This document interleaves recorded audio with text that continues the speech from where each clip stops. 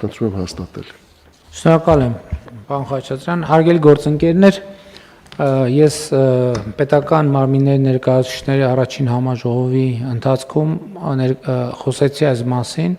եւ խոսեցի, որ պետական համակարգում աշխատանքի գրավչությունը եւ արդյունաբերությունը բարձրացնելու անհրաժեշտություն կա, բայց այս դեպքում էլ խնդիր կա ոչ միայն ուղղակի վարձատրության որոշակի լրացուցիչ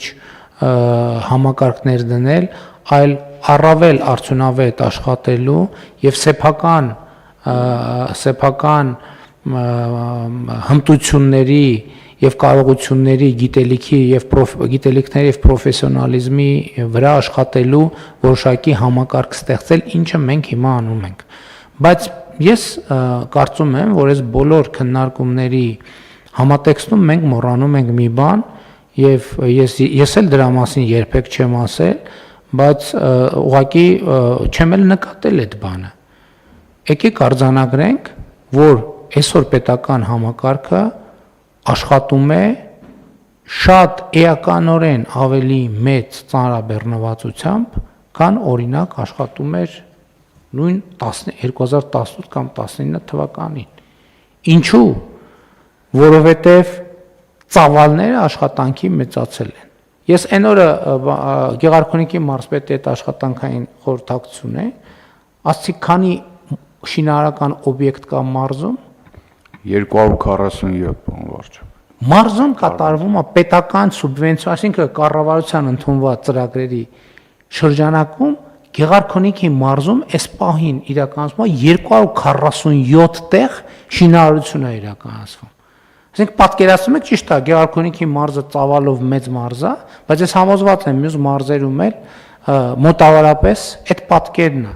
Եվ սա մի հատ աներևակայելի թիվ է, բայց խնդիրը այդ չի։ Նախ այդ թիվը երկրաչափական պրոգրեսիայով է աճել համեմատած նախորդող շրջանի հետ, բայց խնդիրն այդ չի, որ ինքը շարունակելու է աճել։ Անեն չի, որ այդ 247-ը ավարտվեց, վերջ, այդ 247-ը դառնալու է 350, 350-ը 450, 450-ը 500 եւ այդպես շարունակ։ Եվ մենք հաշվի չենք առնում, հիմա օրինակ ասենք քաղաքաշինության կոմիտեն վերջին տարիներին ճիշտ է, մենք այնտեղ հաստիկներ որոշակիորեն ավելացրել ենք, բա 300 դպրոց 500 մանկապարտեզ ծրագիր ենք իրականացնում։ Բա հետո ասում ենք, որ որակը պետքա տեղը լինի, պետքա հետևել ով հետևի, ինչքան հետևի, ինչ աչքով հետևի։ Այս ամեն ինչը շատ կարևոր խնդիրներ են եւ մենք այո կայացրել ենք սկզբունքային որոշում, ընդ որում այդ որոշումը շատ կարևոր է, որ մենք կայացրել ենք ընտրություններից առաջ, այդ որոշումը կայացնում ենք իմանալով, որ դա պոպուլյար չի այդ որոշումը, բայց ես էլի ասում եմ իմ համոզմունքն է, այն իրավիճակից, երբ որ պետական համակարգի աշխատողները չունեն անհրաժեշտ մոտիվացիաներ, չունեն սոցիալական որոշակի մի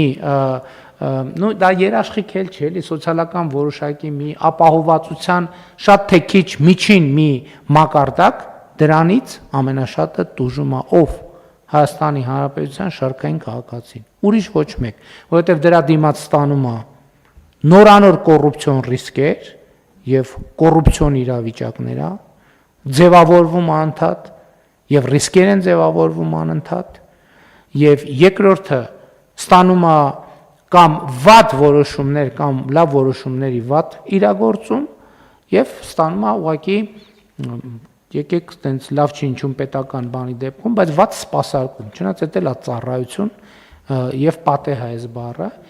իհարկե Եվ այս որոշումը այո, ես ուրախ եմ, որ մենք ունենք այդքան քաղաքական համարձակություն եւ այդքան քաղաքական վստահություն, որ մենք այս որոշումը կայացնում ենք եւ կարծում եմ եւ ուզում եմ ուղղ ասել, գիտեք, սեթեվեթելու ժամանակները անցում են եւ կարծում եմ, որ մեր պետական համակարգը արժանացել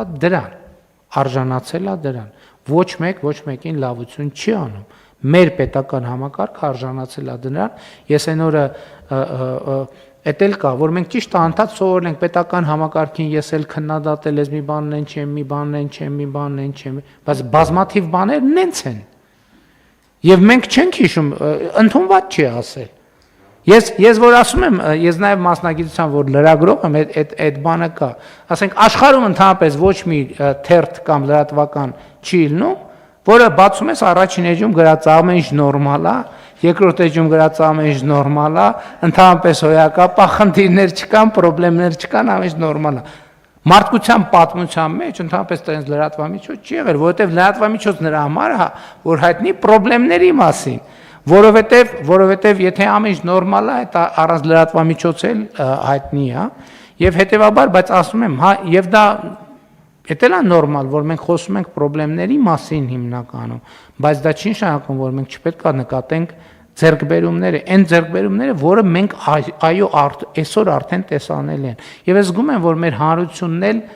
սկսել է նկատել, որովհետև տենց ցակուցրիվ բաները գուցե այդքան բան չի, նկատելի չեն, բայց արդեն երբ որ տեսակարքշիռ է ձևավորվում, դա արդեն դառնում է ավելի նկատելի, իհարկե իր խնդիրներով, եւ ես վերջում մի հատ խնդրի մասին կխոսեմ, բայց այս թեմայի հետ չառնչվող, բայց սա մի որոշում է եւ հաջորդը մենք սկզբունքային որոշում ենք կայացրել, որ պարտադիր ըստ էության պայման ենք դնում, որ լրացուցիչ վարձատրության մի որոշակի հատված, որը էլի նոր որոշումներով կարգավորենք 10% արդեն գրել ենք 10%-ը պաշտոնյան պետական աշխատողը պարտավոր է ծախսել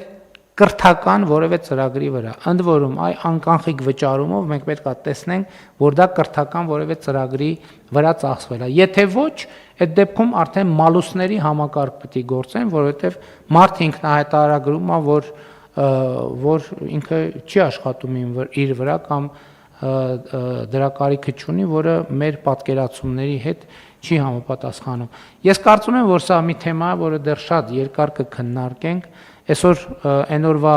ժողովում, համաժողովում ես խոսել եմ, իմիջիալոց էլի երկարում է, բայց ուզում եմ ասել, որ իմ տպավորությունները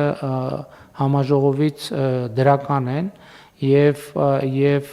հույս ունեմ մյուսների տպավորություններն էլ են դրական, նույնիսկ զարմանալի է, թե ինչի նախկինում մեր մտքով չի անցել, որ այնուամենայնիվ պետական կառավարման համակարգը պետական մարմիններին պետքա հանդիպել, պետքա շփվել, պետքա քննարկել։ Սա առաջի փորձն էր, կքննարկենք, բայց որ սա լինելու է, հենց դրա համար մենք անվանեցինք առաջին համաժողով, որը ենթադրում է, որ պետքա լինի երկրորդը, երրորդը, չորրորդը եւ այդպես շարունակ։ Ժամկետների մասին իհարկե կքննարկենք, որպեսզի մաքսիմալ արդյունավետ լինի։ Ինչ վերաբերում այս որոշմանը, ես կրկին ուզում եմ իմ գոհունակությունը արտահայտեմ, որը հեշտ չի, շատ երկար քննարկված, ձգձգված, մտավախություններով եւ մտահոգություններով զուգորդված, բայց կարծում եմ, որ պահը հասունացել է։ Կան դիտարկումներ ասված այդ կապված։ Համեցեք, պարոն Հովհաննիսյան։